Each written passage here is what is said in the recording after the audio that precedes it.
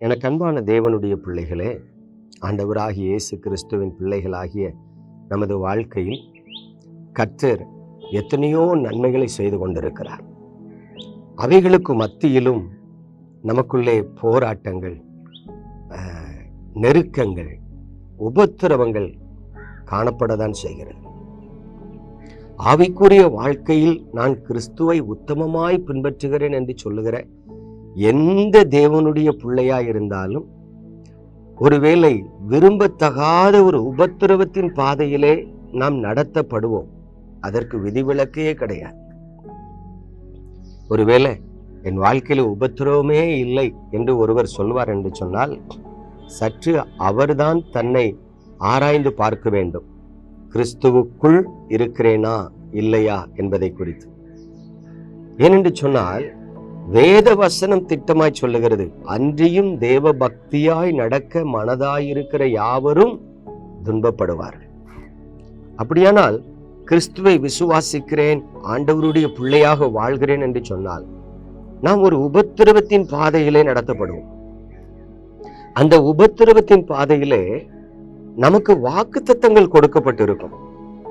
அதே நேரத்தில் நாம் பயப்படுகிற அந்த பயம் நமக்குள் வராதபடி ஒரு தேவ தைரியமாய் வாழ வேண்டும் என்று நான் ஆசைப்பட்டு ஜெபிப்போம் என்று சொன்னால், தேவனிடத்திலிருந்து உடனடியாக ஒத்தாசை வருகிறதா என்று கவனித்து பார்த்தால் ஒத்தாசை வருகிறது போல தெரியாது.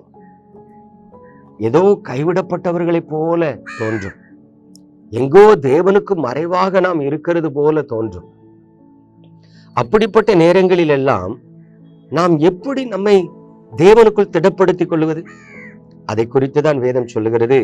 எபேசியரின் புஸ்தகம் 3ஆம் அதிகாரம் 12ஆம் வசனத்தை பாருங்கள். அவரை பற்றும் விசுவாசத்தால் அவருக்குள் நமக்கு தைரியமும் திட நம்பிக்கையோடு தேவனிடத்தில் சேரும் ஸ்லாக்கியமும் உண்டாயிருக்கிறது. பாருங்க, இயேசு கிறிஸ்துவை பற்றும் விசுவாசத்தினாலே தேவனுக்குள் நமக்கு திட நம்பிக்கை உண்டாகிறது.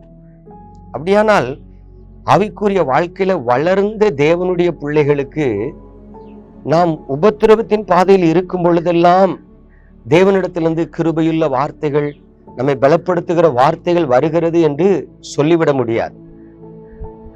அப்படியானால் நாம் எப்படி நம்மை தைரியமாக காத்துக்கொள்வது? உபத்திரவத்தின் பாதை என்பது நம்மை சங்கடப்படுத்தும், நமது விசுவாசத்தை சோதித்து பார்க்கும். அப்படி இருக்க நாம் எப்படி நம்மை தேவனுக்குள் காத்துக்கொள்ளுவது என்று சொன்னால், through the faith, விசுவாசமே, இயேசு கிறிஸ்துவை பற்றும் விசுவாசமே தேவனுக்குள் நமக்கு திட நம்பிக்கையையும் தைரியத்தையும் தருகிறது.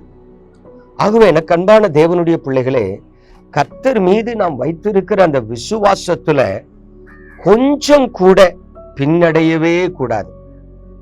வேதவசனம் சொல்லுகிறது அல்லவா, நீ காற்றையும் பார்க்க மாட்டாய், மழையையும் பார்க்க மாட்டாய், ஆனால் பள்ளத்தாக்குகள் நீருற்றால் நிரப்பப்படும்.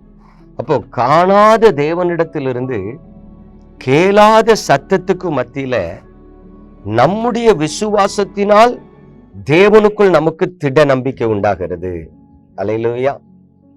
அந்த கிருபை தேவனுடைய பிள்ளைகளுக்கு மாத்திரம்தான். ஆகவே எந்த சூழ்நிலையிலையும் பயப்படாதீங்க, உங்க விசுவாசத்தை விட்டுறாதீங்க.